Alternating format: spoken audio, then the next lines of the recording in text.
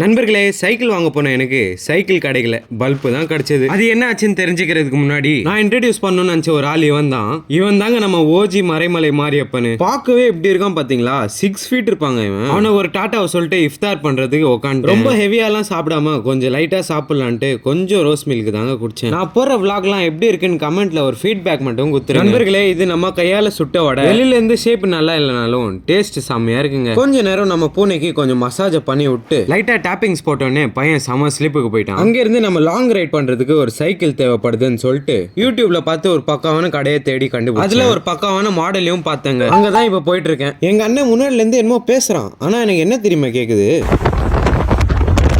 இதுதான் கேக்குது. ஃபைனலா கடைக்கு வந்து பார்த்தா எக்கச்சக்க மாடல்ஸ் இருக்குங்க. ஆனா கெஸ் வாட், நம்ம கேட்ட மாடல் இல்ல. அதான் அவ்வளவு மாடல் இருக்கு, ஏதாவது வாங்க வேண்டியது தானே அப்படின்னு கேட்பீங்க. எனக்கு பிடிச்ச மாடல் எல்லாம் ரேட் அதிகமா தாங்க. மறுபடியும் ஐ அக்செப்டட் மை டிஃபீட்.